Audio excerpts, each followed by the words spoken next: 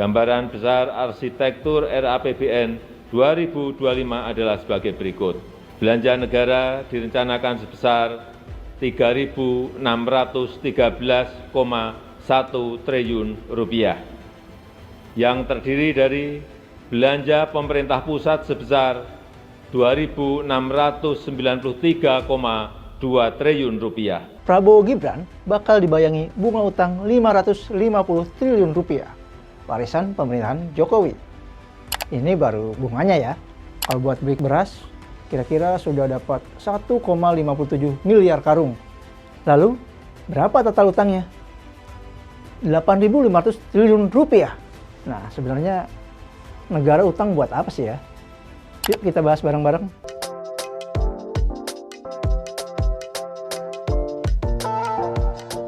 Data utang Rp8.500 triliun warisan pemerintahan Jokowi merupakan data Kementerian Keuangan hingga 31 Juli 2024. Selama 2 periode Jokowi jadi presiden, utang Indonesia memang membengkak.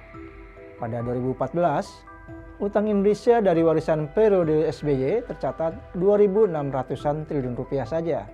Nah, di 5 tahun pertama kepemimpinan Jokowi, utang itu langsung melonjak jadi 4.000 triliun rupiah di akhir 2019. Artinya, di tiap periode Jokowi jadi presiden, utang Indonesia melonjak 2 kali lipat. Selama 10 tahun kepemimpinan Jokowi, utang pemerintah naik 5.894 triliun atau naik 225%, sekitar 3 kali lipat dari era SBY. Kalau 5.000 triliun rupiah buat sewa pesawat jet dari Jakarta ke Amerika bolak-balik, bisa berapa kali ya? Nah, pertanyaannya, buat apa saja sih utang itu? Di periode pertama Jokowi, sebagian besar utang adalah untuk pembiayaan infrastruktur. Sementara di periode kedua, utang membengkak untuk penanganan pandemi COVID-19. Kata Menteri Keuangan Sri Mulyani sih, utang gede pada 2020 untuk mengatasi pandemi COVID-19. Karena saat itu saja utang yang ditarik sampai 1.000 triliun rupiah. Tapi Jokowi kok malah bilang rasio utang Indonesia aman. Bahkan menurut Jokowi, rasio utang Indonesia terbaik se-Asia Tenggara dan G20. Ini disebut di pidato kenegaraan 16 Agustus 2024. Rasio utang kita juga menjadi salah satu yang paling rendah di antara kelompok negara-negara G20 dan ASEAN. Rasio utang Indonesia saat ini ada di kisaran 38% dari PDB. Apalagi nih rasio utang?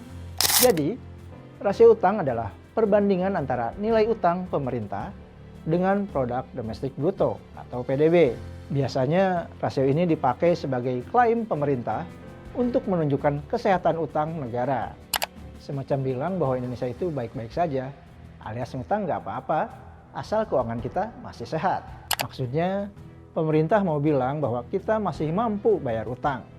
Berdasarkan Undang-Undang Nomor 18 2023 tentang Keuangan Negara, batas aman rasio utang terhadap PDB maksimal 60%.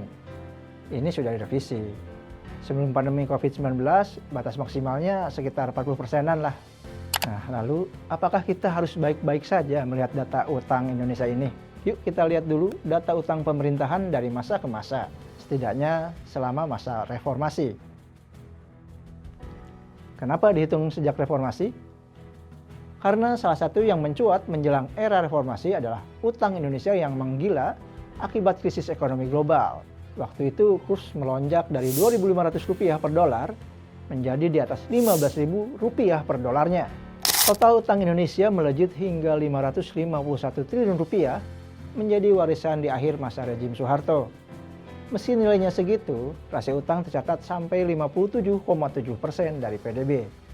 Berlanjut ke masa Presiden B.J. Habibie, di akhir jabatannya, Mr. Crack ini mewariskan utang Rp939 triliun. Angka utang naik lagi di masa Gus Dur menjadi presiden. Total utang jadi Rp1.271 triliun. Utang Indonesia masih naik lagi di era Presiden Megawati Soekarno Putri. Utang Indonesia tembus Rp1.298 triliun dengan rasio utang 56,6%. Nah, di masa Presiden SBY, utang mulai susut. Di akhir 2 periode kepemimpinannya, rasio utang menjadi 24,7%. walaupun nilai utangnya Rp2.608,8 triliun.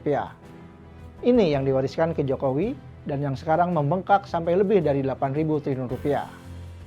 Sebagai warga, kita harus khawatir atau enggak ya dengan utang yang terus melejit ini, terutama di masa Jokowi ini. Jangan-jangan gara-gara utang negara naik, rakyat, terutama kelas menengah seperti kita ini, yang harus menanggung bebannya. Seperti biasa, kelas menengah yang akan langsung kena gencet aneka tarikan pajak buat menambah keuangan negara, termasuk buat bayar utang itu. Padahal sekarang cari kerja juga susah ya. Belum lagi persaingan tak hanya dengan sesama manusia saja, tapi juga kecerdasan buatan dan aneka mesin pintar. Kabar baiknya, Lembaga Internasional IMF memprediksi rasio utang Indonesia akan kembali membaik di masa depan. Menurut IMF, profil jatuh tempo utang pemerintah cukup aman, dengan rata-rata tertimbang jatuh tempo 8 tahun. Kemudian, komposisi utang pemerintah juga terdiri dari SBN domestik sebesar 70,49%, SBN falas 17,27%, dan pinjaman sebesar 12,24%. Menurut IMF, utang pemerintah akan turun bertahap jadi sekitar 38,3% dari PDB dalam jangka menengah. Hal ini didorong selisih pertumbuhan bunga kumulatif. Tak hanya IMF, lembaga pemeringkat S&P juga mempertahankan peringkat kredit Indonesia pada level BBB dengan prospek stabil, mencerminkan keberhasilan Indonesia menjaga stabilitas fiskal dengan kebijakan prudent. Sementara, proyeksi rasio utang terhadap PDB pada 2025 mencapai 37,82 hingga 38,71%. Ini tentu saja jauh dari ambang batas 60%. Semoga benar-benar masih aman ya sesuai klaim pemerintah. Meski begitu, ada kekhawatiran dengan rencana pemerintahan Prabowo Gibran untuk menarik utang baru di tahun pertamanya yang mencapai Rp775,9 triliun. Angka ini akan membuat rasio utang di kisaran 37-38%. Kalau kata Menteri Keuangan Sri Mulyani sih, utang jatuh tempo pemerintah hingga 2027 bisa bengkak hingga Rp2.837 triliun. Tapi dia juga bilang, kondisi APBN diklaim terjaga. Dan yang jaga APBN tahun-tahun mendatang sudah diperkenalkan. Bapak Presiden Jokowi hari ini telah melantik Wakil Menteri Keuangan 2, yaitu Bapak Thomas Jiwandono. Pendapat beda datang dari ekonom senior Faisal Basri. Menurut dia, tak mungkin utang baru pemerintahan Prabowo Gibran di bawah Rp800 triliun pada tahun depan. Dia memperkirakan utang pada tahun itu akan mencapai Rp10.000 triliun, alias bertambah sekitar 1.500-an triliun lah. Jadi harus khawatir atau enggak ya? Utang memang satu persoalan keuangan negara. Tapi kesehatan keuangan negara juga tidak hanya tergantung besaran utang dan rasio utang. Masih ada indikator lain. Misal, ada rasio bunga utang dan cicilan pokok utang terhadap penerimaan pajak. Alias porsi pajak yang ditarik dari kita-kita nih buat nyicil utang dan bunganya. Dua indikator ini merupakan cerminan kinerja keuangan pemerintah yang sesungguhnya. Karena separuh penerimaan pajak negara dari kita hari ini ternyata dipakai buat bayar utang. Jadi, yang perlu kita tagih ke pemerintah adalah utang-utang ini sebenarnya buat apa aja sih? Apakah utang itu benar buat kesejahteraan kita atau buat yang lainnya? Bahasa teknisnya, produktivitas utang itu yang harus selalu kita kejar dan pertanyakan ke pemerintah. Karena lagi-lagi utang negara itu efeknya juga bakal ke rakyat. Bahkan bisa sampai 7 turunan.